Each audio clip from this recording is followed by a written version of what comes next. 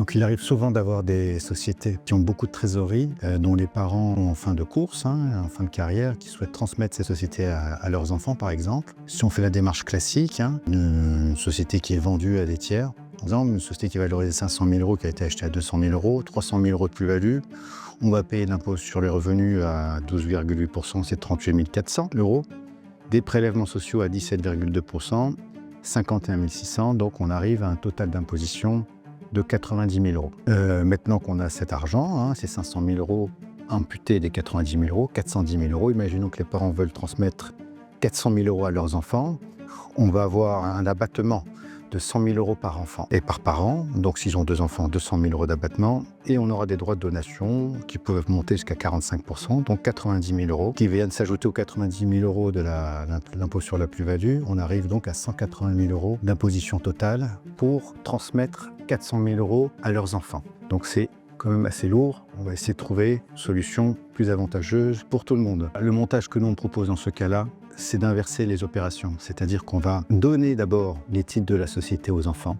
Donc ces donations vont occasionner évidemment des droits de donation, abattement toujours de 100 000 € par enfant, mais on va pouvoir avoir une possibilité de bénéficier du Pacte Dutreil. Donc je vous rappelle juste que c'est le Pacte Dutreil, c'est un dispositif qui va nous permettre d'avoir un abattement de 75% sur la base taxable sur les droits de donation. Le Pacte Dutreil nous oblige à conserver les titres pendant 2 ans de manière collective, puis 4 ans de manière individuelle, donc un engagement de conservation de titres de 6 ans. On va prendre l'exemple avec le Pacte Dutreil pour bien comprendre. Sur les 500 000 € transmis, abattement de 75%, donc on a 375 000 € d'exonérés. Après, on a les 100 000 € par enfant, c'est-à-dire au final, aucune taxation sur cette transmission des 500 000 €. Une fois que les enfants ont récupéré la société sans payer de droits de donation, on propose de faire une réduction de capital. Je vous rappelle que la réduction de capital est calée sur les règles des plus-values. Et étant donné qu'ils ont reçu les titres de la société par voie de donation à la valeur réelle, on peut bien imaginer qu'il n'y a pas de plus-value, parce que la plus-value est une différence entre un prix de vente et un prix d'acquisition. Or ici, les deux sommes se rejoignent, on est sur la même somme, donc la plus-value est nulle. Au final, la réduction de capital va permettre aux enfants de récupérer le cash qui est dans la société sans payer le moindre impôt. Donc si on compare les deux schémas,